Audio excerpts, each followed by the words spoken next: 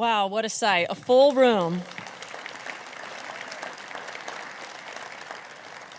A record number of supporters, a record number of attendees, and a record number of sponsors. This is quite a day.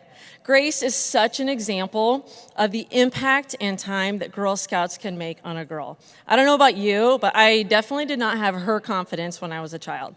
She is a go-getter, and she is already on the path to making incredible things happen. It makes you wonder how organizations like Girl Scouts make a difference in the lives of girls every single day. And we are the Girl Scouts, for the record, not the Scouts, because the girl is the part that matters. Just like this room of inspiring women. We are here to celebrate you, and we're also here to advance equality, inclusion, justice, and empowerment. And we stand for girls because there is still a need to call out inequality and ensure barriers, bias, and discrimination do not hold people back. To the female engineer in the room, of whom it is expected you might take the team notes because you're the lone female, we see you. To the executive attending a conference who does not have access to a private space for nursing or pumping, we see you. To the caregivers who have sacrificed your own health, your own well-being, we see you. To perhaps maybe you're one of the 3.4 million women who have left the workforce in the past year because of the raging pandemic, we see you. Did you know that 75% of the time that caregivers with children at home were taking care of children this year, they were also working? 75% of the time. I'm telling you, on that one, I see you. I've got 3 kids, and it's no joke. 2020 almost did me in. I had a day where I was crumpled on the kitchen floor and I was sobbing, and I said, I cannot do this anymore. This is so hard. You guys, that was March 22nd of 2020. That was like 3 weeks into the pandemic. Turns out you can do it. It's on behalf of so many special people. 4 people in this room were part of the people that were my support network and saw me at my worst. What a tough year. To every single trailblazer who has ever had a manager not give you the role, not give you the promotion, not give you the traveling experience because they assumed you might not want it because of your personal life, we see you. So here I am, bearing my soul, and guess what? Sometimes my shoulders even, to make a very important point. My female attributes, or lack thereof, are not the part of the ecosystem that is broken. We are so accustomed to measuring women based on what makes us comfortable, the things we can see, from our lips to our hemlines to our heels to our tushes, right? The things that we can measure, too big, too small, too short, too tall. What if instead we were encouraged to stand up in who we are, in what is uniquely ours? My gosh, can you even imagine if the next generation of leaders, the next generation of girls was taught to do that?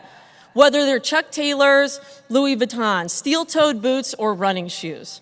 What if they were actually evaluated based on what they contribute to the world, based on their ideas, based on their strategies? Can you even imagine that? We see the distinct barriers that girls face, and we are here giving girls the tools they need to change the world, the tools that data says they still statistically need. And we are going to help them grow in confidence and courage and character to change the world. And we see you, and there is something so human and beautiful about being seen. I have had so many privileges in my life, many of which I was born with. But also, statistically, I'm not exactly set up for total equality, right? I'm a female, and also I do have a physical disability. I only have one hand. And as a woman, with a person with a physical disability, there are times this affects me professionally, yes, but there are far more times it impacts me personally. It impacts what I think about myself and who I think I am. If you've heard me talk about inclusion before, you may have heard me talk about a few of these barriers. So for instance, one of my greatest pet peeves on this planet is that I cannot use a pepper grinder. And restaurants think it's so fancy to put that pepper grinder on the table, and I have to eat bland food because of it. It's also really hard for me to open a bottle of wine. And I can't even hold a fork and knife at the same time, so I can't order a steak. The whole world is systematically set up for me to never have a great meal. It's tough, I'm telling you. 6 weeks ago, my family took a little trip. We went to the Great Smoky Mountains. What a nice little trip. We drove there, and we visited Dollywood, and there was this alpine coaster there. It's a little cart. You get in, you put a seatbelt on, you ride down a hill. That pretty much sums it up. My 3-year-old son walked through the gate to get on his little cart. No problem, let him right through. I went to walk through the gate, and someone said, excuse me, ma'am, we're gonna need you to step aside. Now, they have signs everywhere that say no loose items, no cell phones, and I had my cell phone in my bra, and I was like, oh my gosh, they were serious, and I am gonna be put in an amusement park holding cell. That is not a joke.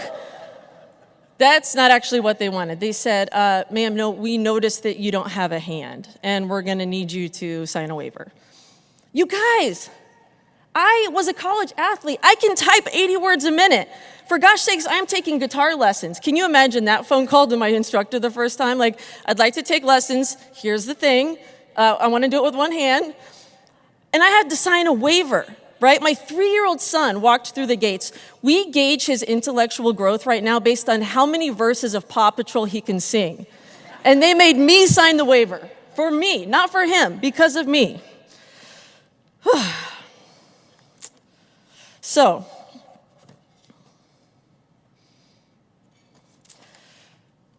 I think we can do better to see people.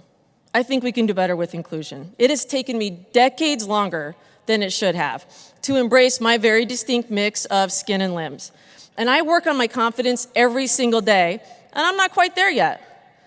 Confidence is having an accurate sense of who you are, not arrogantly more, but my gosh, not meekly less. It is most certainly not an accident that now, in my 40s, I am choosing to be wholly me, even the parts that don't conform. In fact, especially the parts that don't conform. So how do we get girls there today?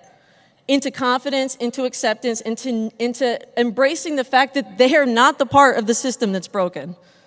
We get them there with mentorship, we get them there with friendship, we get them there with inspiration, we get them there with connection, and we get them there with Girl Scouts.